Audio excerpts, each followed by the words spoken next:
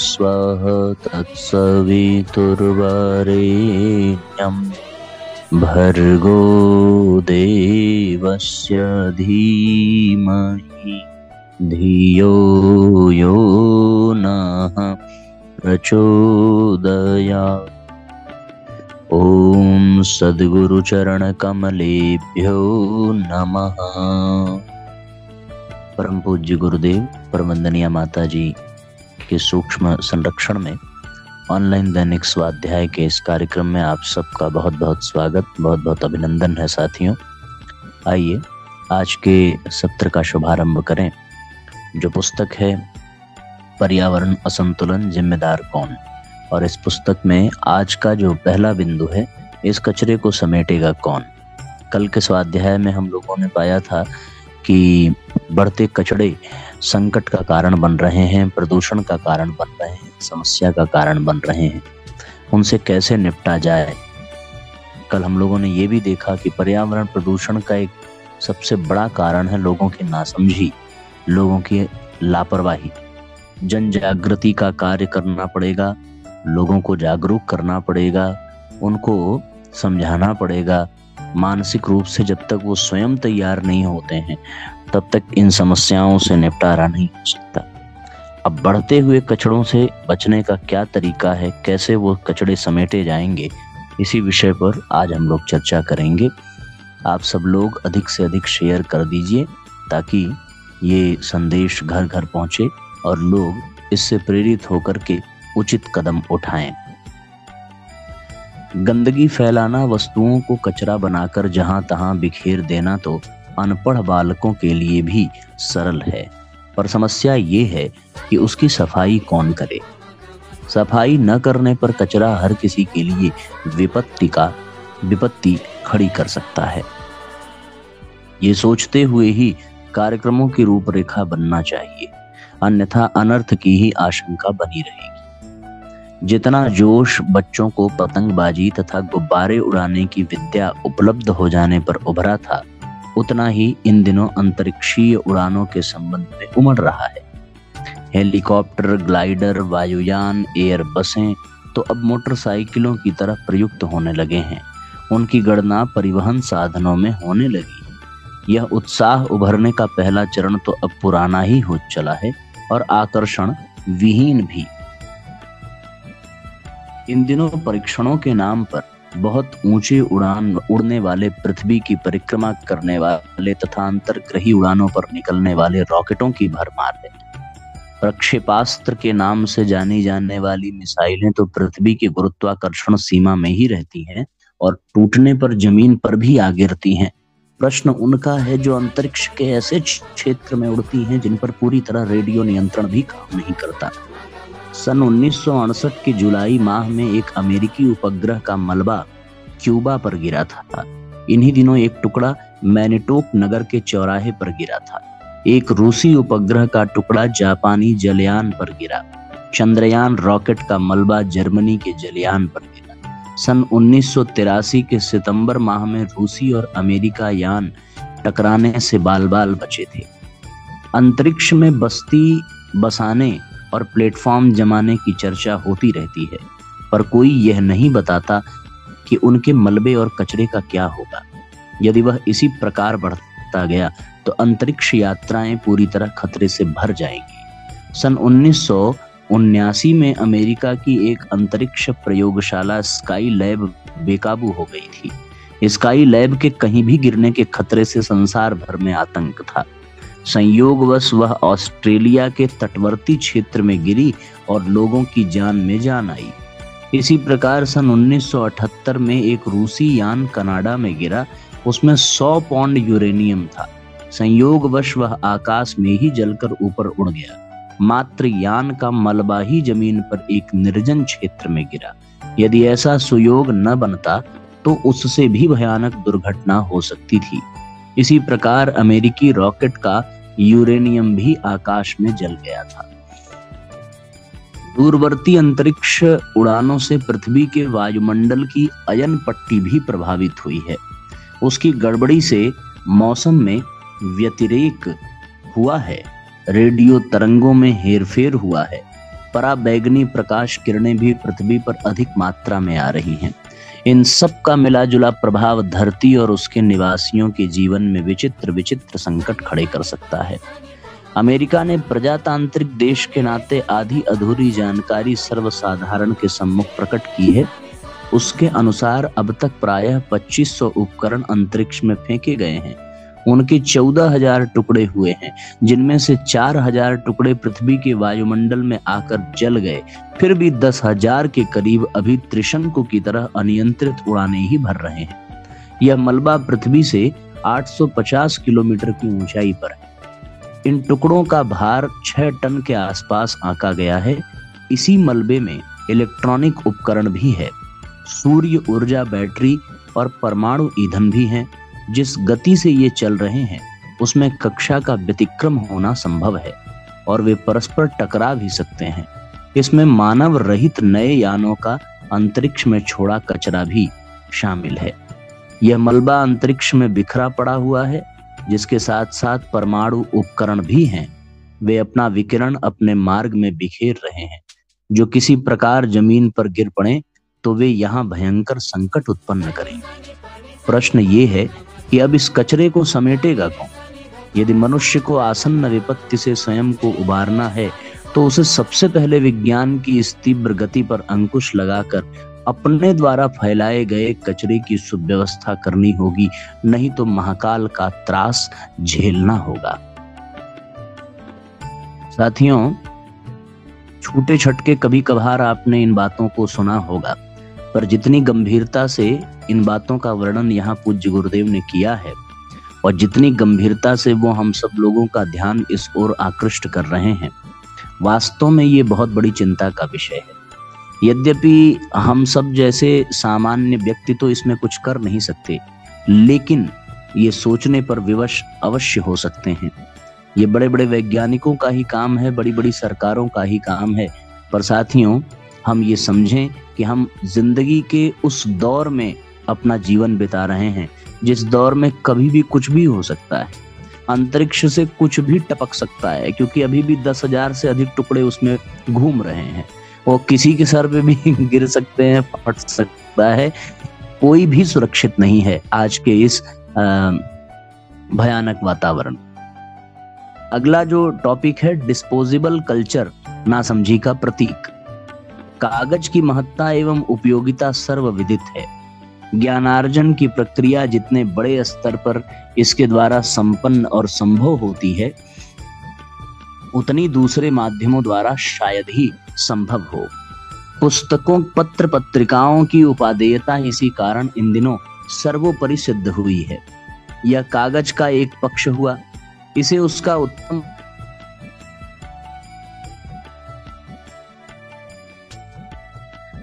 पर इसका एक अन्य पहलू भी है जो इन दिनों बहुतायत में प्रचलित है और हानिकारक है। यह है कागज के बने दैनिक काम में आने वाले सामान, जैसे वायुयानों एवं अधिकांश पश्चिमी देशों में प्रयुक्त होने वाले टॉयलेट पेपर, चाय फिल्टर, रुमाल, तौलिए, बच्चों के नेकर डायर्स आदि। इनका प्रयोग कीमत की दृष्टि से सुविधाजनक एवं सस्ते तो होते हैं, पर बिल्कुल निरापद भी नहीं है। इनके इस्तेमाल संबंधी जानकारी देते हुए विश्व स्वास्थ्य संगठन एवं अंतर्राष्ट्रीय संस्थाओं ने यह अपील जारी की है कि हर एक को इन कागजी वस्तुओं के उपयोग संबंधी नियंत्रण पर सदा ध्यान रखना चाहिए, अन्यथा उन्हें इनके गंभीर परिणाम भुगतने पड़ सकते हैं। उक्त संस्थाओं की यह चेतावनी निराधार भी नहीं है। जानवरों पर किए गए परीक्षण बताते हैं कि इन चीजों के निर्माण के समय आपसी प्रतिक्रिया के फलस्वरूप बनने वाला डाइऑक्सीन नामक पदार्थ उनमें गर्भपात, नपुंसकता एवं प्रजनन संबंधी अनेक अन्य प्रकार के दोषों को जन्म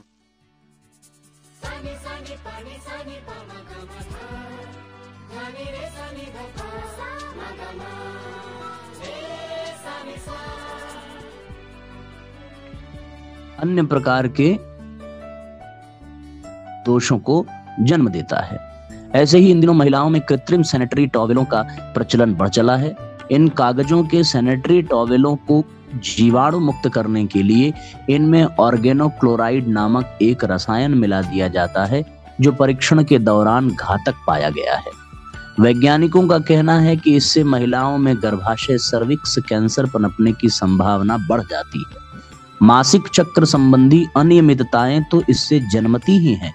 गुप्तांगों एवं गर्भाशय से संबंधित अन्यान्य आम शिकायतें भी इसकी प्रयोक्ता महिलाओं में पाई जाने लगती है। जिन चीजों को साथियों हम अपने हित का, अपनी सुविधा का ध्यान दे रहे हैं, उसके पीछे क्या असुविधा है, क्या दिक्कतें हैं, वो हम यहाँ समझ सकते हैं। कुल मिलाकर कृत्रिम कागजी वस्त्रों, फाइबर, प्लास्टिक, पॉलीथीन एवं सभी यूज एंड थ्रो उत्पादों का प्रयोग सुविधा, साधन और मूल्य की दृष्टि से सरल, सहज होते हुए भी इनसे जिस स्तर की जितनी स्वास्थ्य तथा पर्यावरणीय क्षति होती है, उसकी भरपाई इनसे बचे समय और पैसे से किसी भी प्रकार नहीं की जा सकती है। कहा भी गया है, हेल्थ इज वेल्थ, अर्थात स्वास्थ्य ही धन है। फिर पर्यावरण संरक्षण से तो मनुष्य के साथ अन्य प्राणियों की स्वास्थ्य रक्षा की भी व्यवस्था बनती है। यदि इसे गंवा दिया गया तो किसी प्रकार की संपदा और उपलब्धि कभी भी नहीं कमाई जा सकती। अतः समझदारी इसी में है कि हम कृत्रिम और सस्ते आकर्षणों की ओर न भागें, उन वस्तुओं की ओर ध्यान केंद्रित रखें जो प्राकृतिक है। अक्षुण्ण स्वास्थ्य का राज यही है, अपनाया भी इसे ही जाना चाहिए। एक और नासमझी है नशा।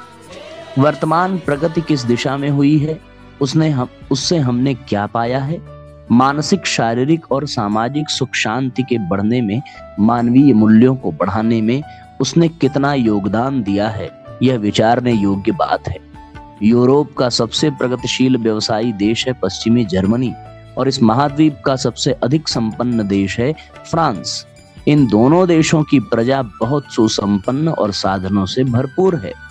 इस समृद्धि का उपयोग विलासिता के अतिरिक्त और भी हो सकता है, यह सोचने की उन्हें फुर्सत नहीं है। विलासिता की मस्ती ही उन्हें जीवन की उपलब्धि प्रतीत होती है। अकेले पेरिस नगर में 1500 क्लब ऐसे हैं जिसमें युवा नर नारी निर्वस्त्र होकर नृत्य करते हैं और राग रंग में लीन रहते हैं। नशेबाजी आकाश चूमने लगी है। पूर्वी जर्मनी में 4 लाख पुरुष और 2 लाख स्त्रियां ऐसी हैं जो अहर्निश नशे में चूर पड़े रहते हैं। फ्रांस में 1 लाख आबादी के पीछे हर साल 20 व्यक्ति नशे की अधिकता से दुर्घटना ग्रसित होकर बेमौत मरते हैं। अमेरिका में नशेबाजी के कारण मरने वालों की वार्षिक संख्या 3,50,000 पहुंच चुकी है। रूस अमेरिका से नशेबाजी के क्षेत्र में जरा भी पीछे नहीं है। उस देश में 20 अरब रूबल अर्थात भारतीय सिक्के के अनुसार 200 अरब रुपए की वोदका शराब पी जाती है। अस्त व्यस्त, अनिश्चित, आशंकाग्रस्त एवं एकाकी जीवन का तनाव इतना भारी पड़ा है कि लोग नींद की गोली खाए बिना मस्तिष्कीय उत्तेजना से पीछा छुड़ा ही नहीं पाते। यह नींद की गोलियां दैनिक आहार में शामिल हो गई है। दिन दिन बढ़ता तनाव, नशीली गोलियों का घटता प्रभाव अधिक मात्रा में सेवन करने के लिए विवश करता है। उस समय तो लगता है कि अनिद्रा की व्यथा से छुटकारा पाने का अस्त्र हाथ लग गया, किंतु शरीर के सूक्ष्म संस्थानों में यह विषाक्तता इतनी गहराई तक घुस जाती है कि उनमें विविध प्रकार की व्याधियां उठ खड़ी होती हैं। जिस मानसिक तनाव को कम करने के लिए नशा किया जाता है, प्रभाव कम होने के बाद स्वयं के लिए समस्याओं को तो बढ़ाता ही है।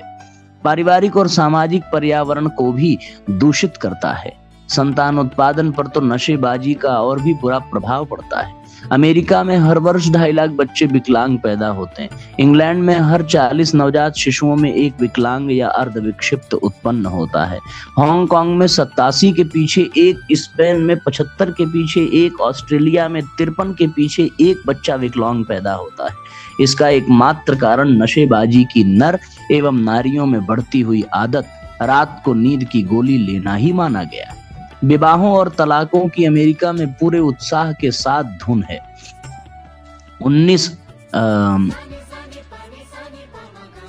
19,13,000 नए विवाह और 5,34,000 तलाक हर 3.5 विवाह में से एक को तलाक लेना पड़ता है। उस देश में इन दिनों 3 करोड़ महिलाएं विवाह के झंझट में फंसने की अपेक्षा अविवाहित जीवन यापन कर रही हैं और प्राप्त हुए कटु अनुभव को दोबारा दोहराने की हिम्मत नहीं कर रही हैं। नशे से उत्पन्न पारिवारिक भ्रष्टता का बच्चों पर कितना बुरा असर पड़ता है, इसका अनुमान इस एक ही जानकारी से लग जाता है कि 18 वर्ष की आयु तक पहुंचने से पूर्व ही हर 6 में से एक अमेरिकी लड़के को किसी बड़े अपराध में जेल की हवा खा लेनी पड़ती है। नशे का ये एक पहलू है जो आंखों से दिखाई पड़ता है और मोटी बुद्धि भी प्रत्यक्ष परिणामों के आधार पर जिसकी विभीषिका को समझ लेती है, किंतु अन्य असंख्य तस्वीरें ऐसी हैं जो पर्दे की ओट में खड़ी रहने के कारण अपने संहारी प्रभाव से जनसाधारण को अपरिचित जैसी स्थिति में डाले भुलाए रहती हैं। नशे की समस्या भौगोलिक पर्यावरण में भी उतनी ही समस्या उत्पन्न कर रही है जितनी कि प्रत्यक्ष में पारिवारिक और सामाजिक पर्यावरण में। केवल अपने ही देश में प्रतिवर्ष 4 लाख टन तंबाकू को सुखाने के लिए लगभग 15 लाख एकड़ भूमि में लगे वृक्षों का उपयोग ईंधन के रूप में किया जा रहा है। मात्र 10,000 सिगरेट की तंबाकू पकाने तैयार करने में 100 टन लकड़ी की आवश्यकता होती है, जबकि देश में सिगरेट का 10 करोड़ तथा बीड़ी का 45 करोड़ से ज्यादा का उत्पादन होता है। इस प्रक्रिया में एक तरफ वायु प्रदूषण तो होता ही है, साथ में पर्यावरण परिशोधन में मदद करने वाले वृक्षों का बहुतायत में सफाया भी।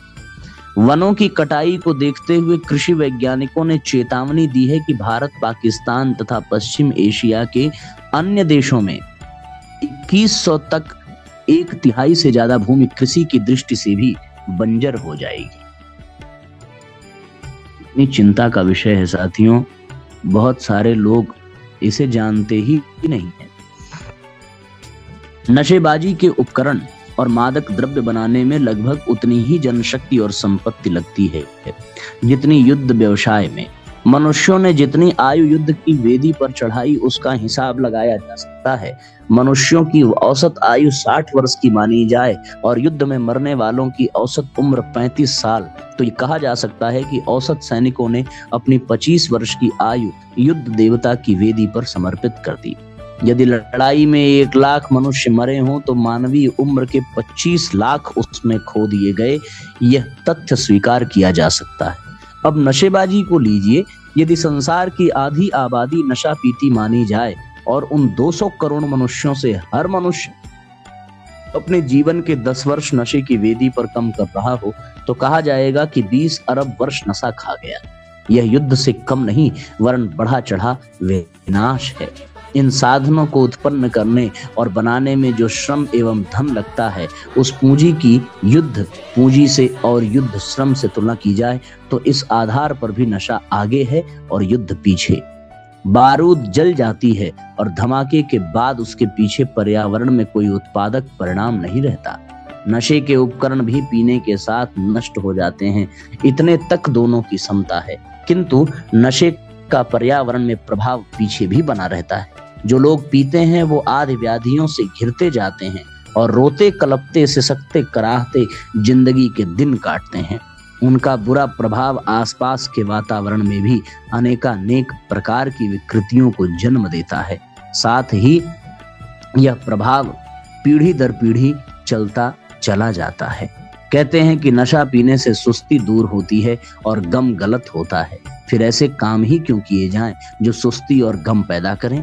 भलमनसाहत का हल्का फुल्का जीवन जिया जा सकता है और सुस्ती तथा गम उत्पन्न करने वाली परिस्थितियों से बचा जा सकता है यदि ध्वंस के स्थान पर सृजन को नियोजित किया जाए और नशे के स्थान पर दूध उद्योग खड़ा कर दिया जाए, तो हर व्यक्ति को 1 किलो दूध हर रोज मिलता रह सके, ऐसी व्यवस्था हो सकती है। साथ ही खाद, गोबर और बछड़ों से अनुत्पादक जमीन उपजाऊ बनाकर खाद समस्या सर्वदा के लिए हल की जा सकती है। जो आंकड़े साथियों यहाँ बताए गए हैं, उन आंकड़ों के अनुसार सोचिए कि मानवता कहाँ जा रही है। विकास के नाम पर हम साक्षात विनाश के मुंह में सामूहिक रूप से प्रवेश करते जा रहे हैं, जो अपने आप में बहुत ही चिंतनीय विषय है। चिंतनीय के साथ साथ निंदनीय भी है। ये मूर्खता का सबसे बड़ा प्रमाण है। अपने आप को बुद्धिमान कहा जाने वाला मनुष्य, अपने आप को सभी प्राणियों में श्रेष्ठ समझने वाला यह मानव इतनी बड़ी मूर्खता कर रहा है जिसका वर्णन हम लोग आज इन पंक्तियों में प्राप्त कर रहे हैं। चिंतन और पर्यावरण। 20वीं सदी को प्रगति की अवधि भी कह सकते हैं और साथ ही भयानक अवगति की भी। पिछले दिनों विज्ञान और बुद्धि के दो देवताओं ने अपने चमत्कार दिखाए हैं। वे सशक्त भी रहे हैं और भयानक भी। दिन का अधिपति सूर्य रात्रि का स्वामी चंद्रमा कहा जाता है, पर राहु केतु अपने दांव पर इनसे भी बलिष्ठ सिद्ध होते हैं। ग्रहण काल में वे इन दोनों को ग्रस लेते हैं। संपन्नता और शक्ति सभी को अभिष्ट है। इन्हें देने और छीनने में शताब्दी के उपर्युक्त उपलब्धियों का बढ़ा चढ़ा हाथ। विज्ञान ने वे सुविधा साधन प्रदान किए हैं जिनकी पूर्वजों ने कभी कल्पना तक न की होगी। प्रत्यक्षवाद ने मान्यताओं के धुर्रे उड़ा दिए और चिंतन को नए सिरे से सोचने की सामग्री दी। ये दोनों ही उत्साहवर्धक रहे और आश्चर्यचकित करने वाले भी। किंतु जिस प्रकार दीपक तले अंधेरा और उसके धुएं में कालिख पाई जाती है, उसी प्रकार आधुनिक उपलब्धियों के साथ साथ कुछ ऐसा भी घुला रहा जिसे अवांछनीय एवं अनुपयुक्त भी कहा जा सके। विज्ञान ने हमें जल थल नभ पर द्रुत गति से गमन करने की क्षमता दी। तार, रेडियो, टेलीविजन जैसे संचार साधन भी, साथ ही उसने बिजली, बारूद, वैभव और विनाश के परस्पर विरोधी सरंजाम भी जुटाए। कल कारखाने खड़े किए, कंप्यूटर और यंत्र मानव बना दिए। इन उपलब्धियों पर गर्व किया जा सकता है क्योंकि इनके पीछे इतना अध्यवसाय और शक्ति साधन है कि उसकी पुरातन काल के देव दानवों के साथ तुलना की जा सकती है। दर्शन, अन्वेषण, प्रतिपादन के संदर्भ में भी यही हुआ है।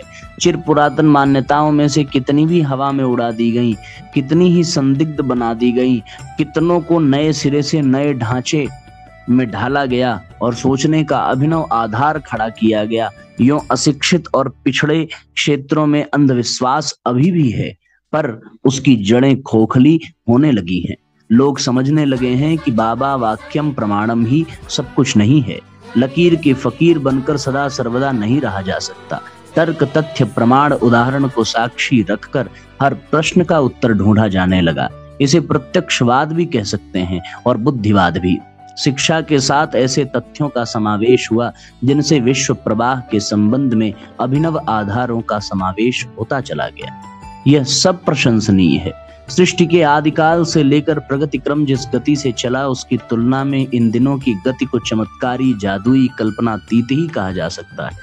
ये सभी बातें ऐसी हैं जिनके कारण मानवीय प्रतिभा के ज्वालामुखी फटने जैसे विकास का यशगान ही किया जा सकता है और अभिनंदन भी। यदि इन उपलब्धियों के सदुपयोग की वेला में श्रद्धा, सद्भावना का, नीति और औचित्य का समावेश रहा होता तो प्रस्तुत साधनों से समूचा जन समुदाय अपेक्षाकृत अधिक सुखी और समुन्नत स्थिति में पहुंच चुका होता। जब पूर्वज स्वल्प साधनों में सुखी और समुन्नत जीवन जीते रहे तो कोई कारण नहीं कि इन शताब्दियों की उपलब्धियां उन्हें हर क्षेत्र में अधिक सुविकसित न बना सकी होती।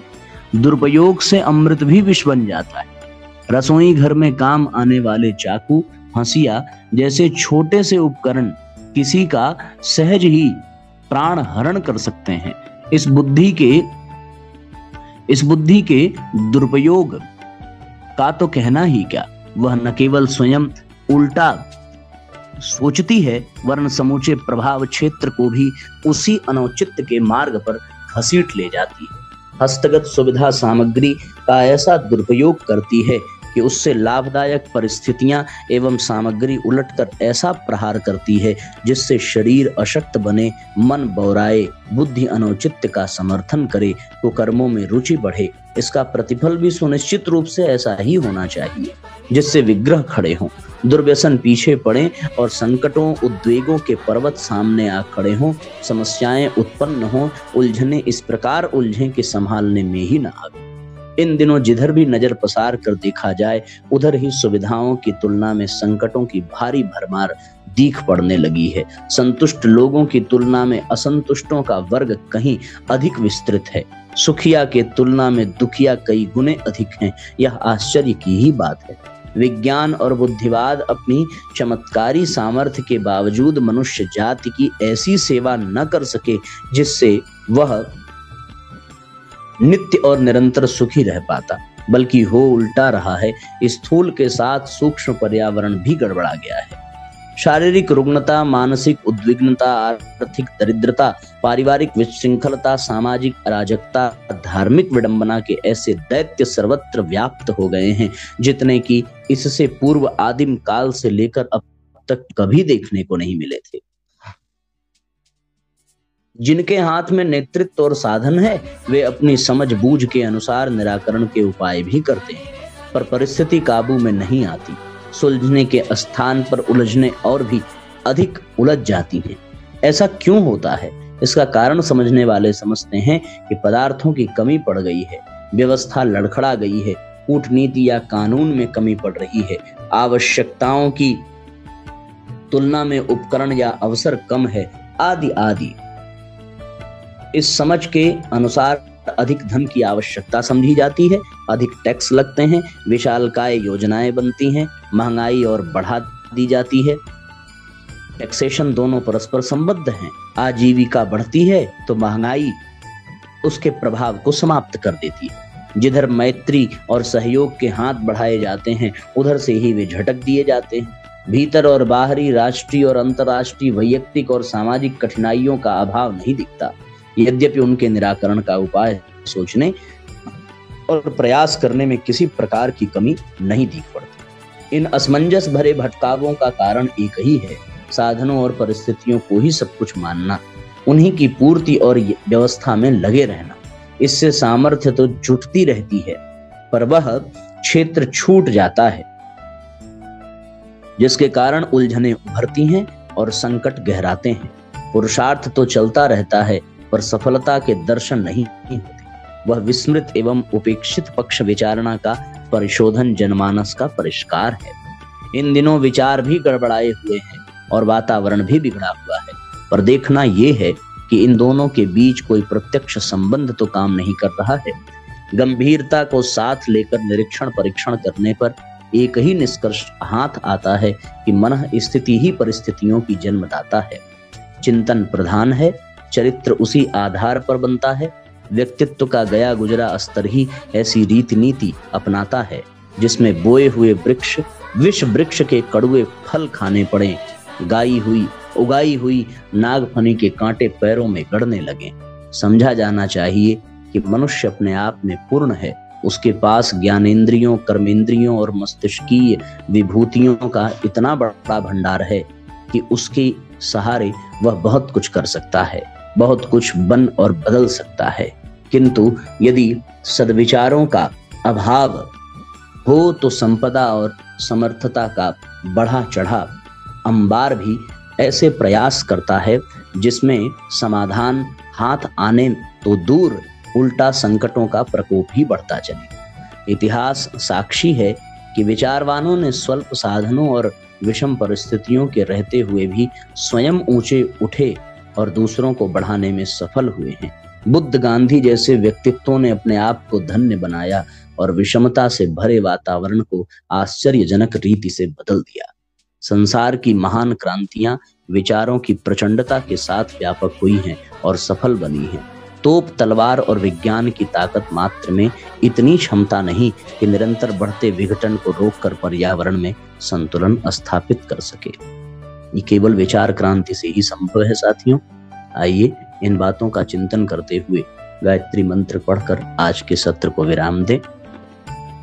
ओम भूर्भुवः स्वः तत्सवितुर्वरेण्यं भर्गो देवस्य धीमहि धियो यो नः प्रचोदयात्। सभी आत्मीय बंधुओं को बहुत बहुत प्रणाम। सबको नमस्कार। सबका मंगल हो। जय राम जी की।